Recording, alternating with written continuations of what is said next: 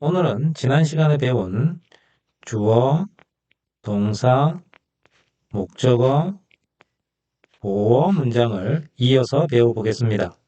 지난 시간에 이 목적 보어의 자리에 오는 여러 가지 형태까지 배웠는데 오늘은 이 목적 보어의 자리에 동사가 오는 경우를 자세하게 배워보겠습니다. 목적 보어의 자리에 동사가 올 경우를 살펴보면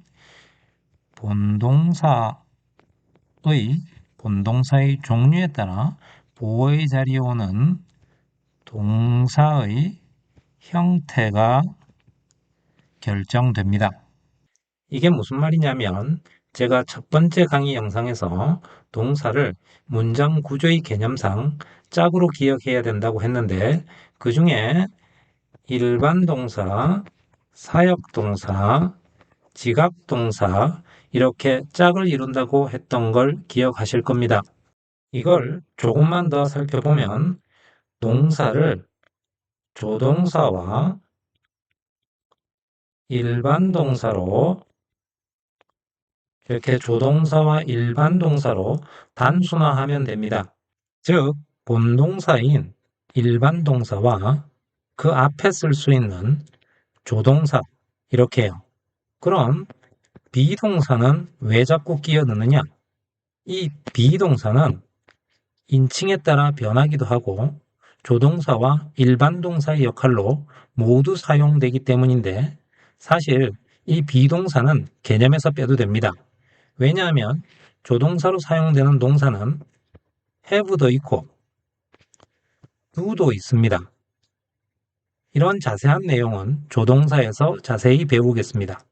그러면 이 보어의 자리에 동사가 올 경우 to를 쓰느냐, to를 쓰지 않느냐 이게 중요한데 이건 주어 뒤에 있는 본동사의 종류에 따라 그게 결정이 됩니다. 이렇게 보어의 자리에 to를 쓰느냐, to를 쓰지 않느냐는 목적어가 결정하는 게 아닙니다. 왜냐하면 문장의 구조를 결정하는 건 항상 주어 뒤에 있는 이 본동사이기 때문입니다. 본동사가 이렇게 문장의 구조를 결정하고 나면 목적어와 목적 보어의 관계가 주어 동사의 관계에 있다고 했으니까 목적 보어의 자리에 능동이 올 건지 이 목적 보어의 자리에 능동이 올 건지 수동이 올 건지는 목적어와의 관계를 보고 결정합니다. 그러니까 정리하면 동사를 조동사와 일반 동사 이렇게 두 개로 나누고 문장의 구조를 결정하는 건 이 일반 동사가 하는 겁니다. 그리고 이 일반 동사가 뒤에 어떤 문장의 배열을 만드냐에 따라 꼭 구분해야 되는 개념이 일반 동사, 사역 동사, 지각 동사 이렇게 짝으로 있는 겁니다. 그럼 1번 본동사가 일반 동사일 때입니다. 앞에서 설명한 개념에 따라 본동사가 일반 동사일 때 결정할 수 있는 건 이 보어의 자리에 to를 쓴다라는 겁니다. 나머지는 목적어와 목적 보어가 주어 동사의 관계에 있으니까 목적어가 결정합니다. 그래서 목적 보어의 자리에 to를 쓰긴 쓰는데 어떤 형태로 써야 되는지는 바로 이 목적어가 결정을 합니다. 그리고 앞으로 순서대로 배워나가겠지만 이 동사는 어느 자리에 쓰이든지 간에 항상 시간과 능동인지 또는 수동인지 이게 표현되어야 합니다. 그런데 이것도 언어 논리로 생각해 보면 당연합니다. 이 동사가 무엇을 하다, 무엇이 되다, 뭐뭐이다 등의 다로 끝나는 말이죠. 그러니까 언제 했고, 언제 됐고, 언제였는지가 중요하겠죠. 그리고 또 당연히 스스로 했는지, 당했는지도 중요합니다. 그래서 문법 파트에 시제와 능동과 수동을 구분하는 수동태가 있는 겁니다.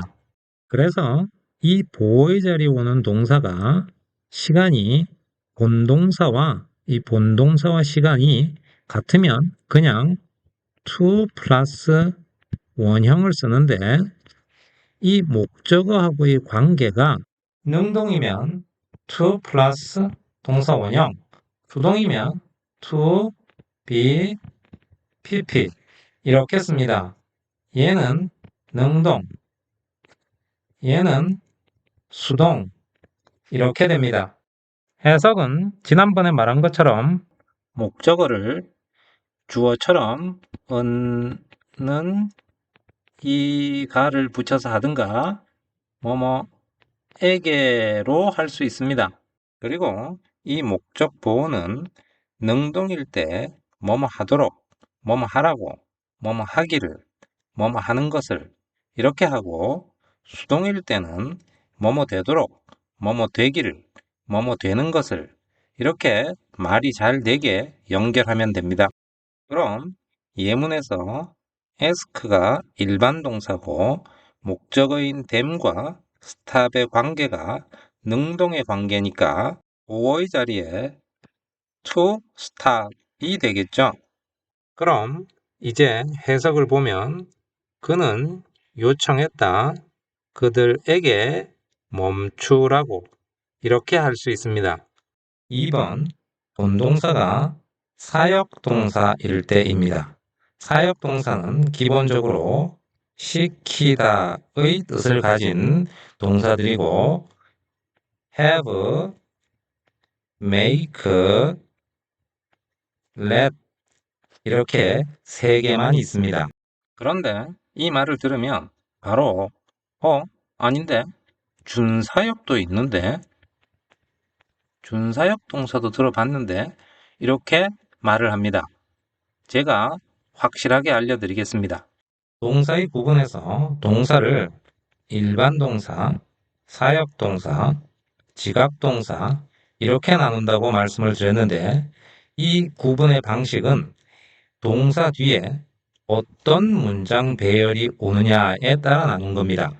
그래서 이 개념에 맞춰 사역 동사는 3개만 있습니다. 이건 제 말이 아니라 영문법 원서에 그렇게 되어 있어요. 그럼 준사역은 뭐예요? 이렇게 물으실 텐데 이건 원래 일본에서 만들어낸 말인데 오히려 개념이 왜곡되고 혼동만 됩니다. 대표적 준사역 동사라고 하는 help를 보면 이 help는 목적 보호 자리에 to 부정사도 오고 동사 원형도 옵니다. 그런데 이건 단순히 미국식 영어와 영국식 영어의 차이일 뿐입니다. 그리고 뜻도 시키다의 뜻이 없습니다. 그러니까 사역동사와는 1도 관계가 없습니다. 그리고 get도 들어보셨을 텐데 이것도 사역동사가 아니니까 뒤에서 자세히 배워보겠습니다. 그럼 이제 진짜 사역동사를 봅시다. 본동사의 자리에 사역동사가 오면 이 목적 보호의 자리에는 to를 쓰면 안 됩니다. 그리고 이 목적어와 목적 보호의 관계에 따라 포괄적으로 보면 동사 원형과 pp가 옵니다. 동사 원형은 목적어의 관계가 능동일 때 오고 pp는 수동일 때 쓸 수 있습니다.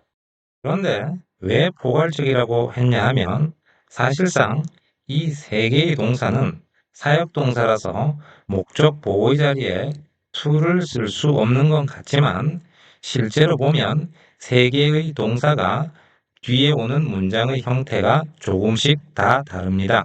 그래서 하나씩 적어보면 have는 have 목적어, 목적 보호 자리에 동사 원형도 올 수 있고 ing도 올 수 있고 pp도 올 수 있습니다.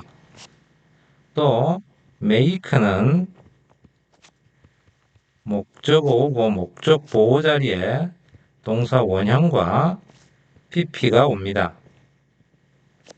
그리고 let은 목적어가 오고 그 다음에 동사 원형이 오고 그 다음 수동일 때는 BPP를 씁니다. 이렇게 세 개의 동사가 각각 다른 문장 구조를 가지는데 우리는 이 make의 문장 구조를 일반화시켜서 사역동사를 공부하는 겁니다. 그러면 사역동사의 해석을 보면 동사는 하다, 만들다 이렇게 해석하고 목적어는 주어처럼 뭐뭐시, 뭐뭐가 이렇게 해석합니다. 그리고 목적 보호 자리에 능동의 관계인 동사 원형일 때는 보통 하도록, 수동의 관계인 pp일 때는 되도록 이렇게 공식처럼 적용하면 됩니다.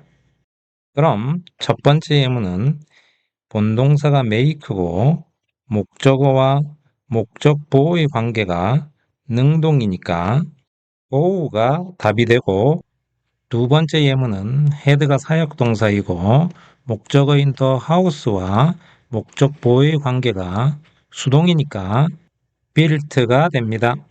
그런데 첫 번째 문장에서 목적 보호 자리에 능동 수동을 생각할 때 그가 시켰고 그들은 당했으니까 수동의 관계다. 그래서 고운이 답이다. 이렇게 생각하면 안 됩니다. 왜냐하면 사역동사인 make가 결정하는 것은 뒤에 목적 보호의 자리에 to를 쓰면 안 된다. 이것만 결정하고 목적어와 목적 보호의 관계를 보고 능동-수동 관계를 생각하는 겁니다. 그런데 사실은 고우는 수동의 뜻이 아니고 완료의 뜻이라서 애초에 답이 될 수 없습니다. 수동과 완료의 구분은 뒤에 분사 파트에서 다시 공부하겠습니다. 그럼 첫 번째 예문을 영어 어순대로 해석을 해보면 그는 만들었다. 그들을 이렇게 하면 말이 안 되고 보충해주는 말인 보호가 더 있어야 됩니다. 그런데 그 보호가 동사니까 위에서 배운 사역동사의 해석 공식에 맞춰 그는 만들었다. 그들이 가도록 이렇게 해석합니다. 그리고 두 번째 예문은 그들은 가졌었다.